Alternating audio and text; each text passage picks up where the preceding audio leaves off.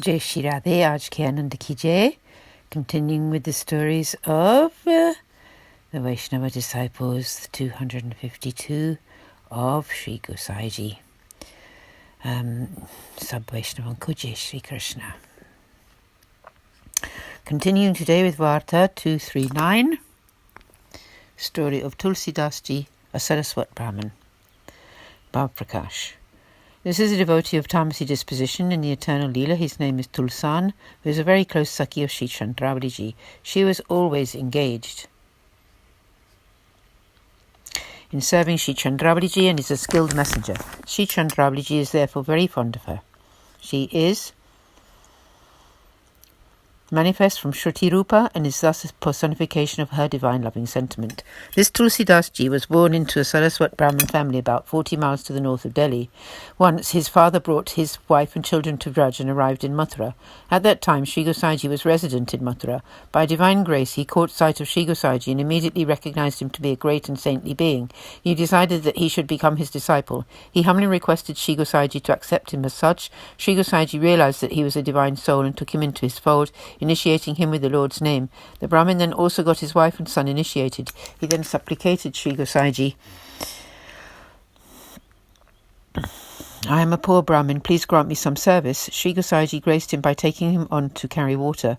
After a long time, the Brahmin and his wife both left their bodies. At that time, Tulsidas was only 5 years old, and Sri Gosaiji took him in and looked after him. Part 1. Tulsidas' father was a water carrier in Sri Gosaiji's service. Tulsidas was just a small boy. He would play with Sri Giridharji and Sri Gosaiji's other children. When Sri Gosaiji used to call out to his children, Tulsidas would also come running, and Sri Gosaiji addressed him as one of his sons, since his own parents had died when he was so young. It was Sri Gosaiji who raised him and called him Lalan, son. And so Tulsidas thought that he was his child. When his 7 sons grew up, Sri Gosaiji gave them each a Swarupa, or Sri Thakurji's gave them each the Seva of a Sri Thakurji Swarup. Tulsidas wondered why he had not done the same to him. When Sri Thakurji saw how much he wanted to make his Seva, he himself went to Sri Gosaiji and said, "You should also give Tulsidas my Seva. In the future, many souls will be uplifted through his auspices." Sri Gosaiji granted him one Swarupa of Sri Gopinathji. He told him to go to Sindh province and initiate people with the Lord's name. Teach them the ways of Seva of this path of grace.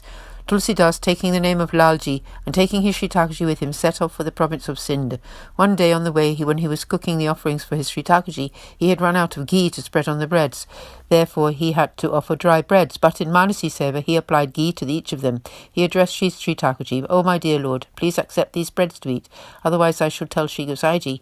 Hearing this, Sri Thakurji happily ate the breads to eat. Happily ate the breads. He said, "Look, I have eaten the breads. Please do not say anything to Sri Gosaiji, for I would not like him to be displeased with me." Tulsidas thought, "Oh, even Sri Thakurji is afraid of Sri Gosaiji." This is how innocent Tulsidas ji was. He arrived in Sindh and started to serve his Sri Thakurji there. Even Sri Thakurji addressed him as Lalji. Tulsidas thus retained his childlike nature. He also wrote many poems, each one of which bore his seal Lal Das. Some people also called him Lalmati. His innermost heart was always absorbed in Vrajbhumi, Sri Yamunaji, Sri Gokul and Sri Gosaiji. He served the Lord closely for his whole life. The world holds him famous as the 8th Lalan of Sri Gosaiji. To this day, his lineage exists in Sindh and they initiate with the Lord's name. The moral of this story is that it is impossible to adequately describe the height of good fortune of those whom Sri Gosaiji accepts as his own and grasps their hand. They are blessed and liberated. It is not surprising that the world should honour and respect them. Sri Gosaiji is thus most kind. If an embodied soul takes unalloyed shelter in him, then they are always uplifted. Thus concludes Varta 239, the story of Tulsidas, the Saraswat Brahmin, who was the recipient of Sri Gosaiji's great grace and an accomplished Vaishnava. There is no end to his tale. Varta 240, the story of Vrindavan Das, the nephew of Chatur Vihari from Agra. Bhav Prakash. This is a devotee of Sattvic disposition. In the eternal Leela, his name is Gokula, who manifests from Shruti Rupa and is thus a personification of her divine loving sentiment. Part 1. Once Vrindavan Das, nephew of Chatur Bihari Ji, travelled from Agra to Sri Gokul in order to see Sri Gosai Ji. When he caught sight of him, he had the vision of him as the Supreme Lord himself and supplicated, "O Maharaj, please accept me as your disciple. I take shelter in you." Sri Gosai Ji instructed him to go bathe in Sri Yamuna Ji, which he did. He stood before Sri Gosai Ji and requested to be initiated with the Lord's name and Brahma Sambandha. Afterwards, Vrindavan Das made a donation to Sri Gosai Ji and then went to have the holy sight of Sri Navneet Priya Ji. He remained in Gokul for some days. Every day he had the holy sight of Sri Navneet Priya Ji and the 7 Swarupas. When Sri Gosai Ji moved on to Sri Nachi Dwar, then Vrindavan Das went with him, and there he had the holy sight of Sri Govardhan Nachi. His heart became filled with joy. When Sri Gosai Ji went to sit in his bed, Vrindavan Das came there and supplicated, "O Maharaj, with your blessings I have had the holy sight of Sri Govardhan Nachi very nicely." Sri Gosai Ji gave him a plate of his prasadi leftovers, and Vrindavan Das partook of that prasad. He returned to Gokul with Sri Gosai Ji and stayed there for some days. The divine form of Sri Gokul revealed itself in his heart. He then took his leave of Sri Gosai Ji and returned to Agra. On arrival there, he told Chatur Bihari Ji all about his experiences in Gokul, and Chatur Bihari Ji remarked, "Now Vrindavan Das has firm love for Sri Gosai Ji." Part 2. After some time, Sri Gosai Ji dropped his material form and entered the eternal Leela, Asurvyamoha Leela. When he heard about this, Vrindavan Das was devastated. He came to Gokul. At that time, Sri Gosai Ji's 4th son, Sri Gokulnath Ji, was there.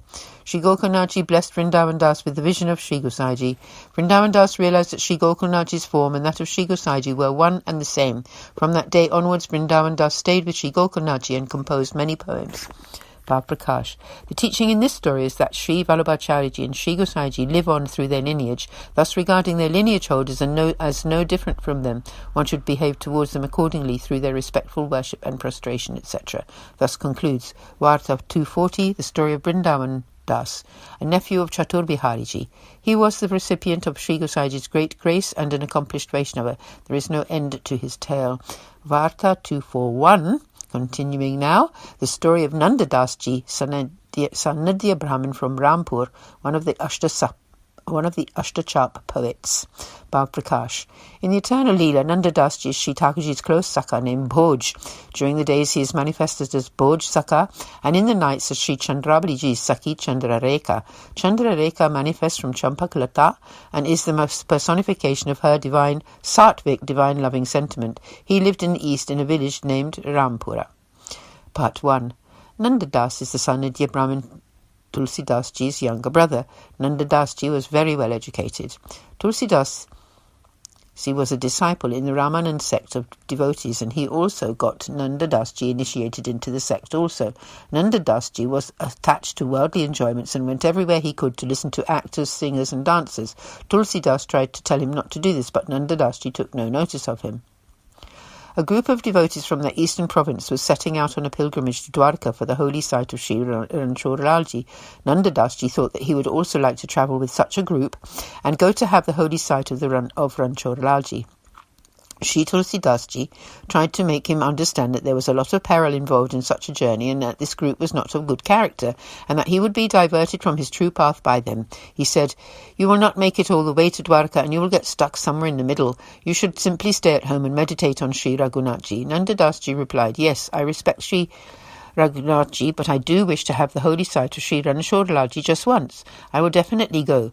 You can try whatever you wish, but I will go. I shall not just stay here." Tulsidas Ji realized that he was not about to do what he asked, so he took Nanda Das Ji with him to meet the head of the group and introduced him to him, saying, "Nanda Das Ji is coming with you on the journey. Please look after him and make sure that he comes back here and does not stay somewhere else along the way."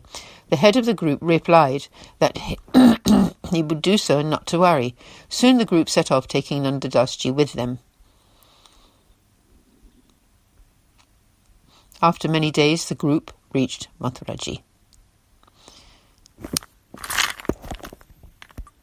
So we'll pause our reading here for today and continue with this story of Nanda Das Ji tomorrow. Aaj ke Anand ki jai. Sab Vaishnav ko jai Shri Krishna. Shri Gosai Ji ki jai. Shri Vallabhacharya Ji ki jai. Jai Jai Shri Radhe. Jai Jai Shri Radhe. Jai Jai Shri Radhe.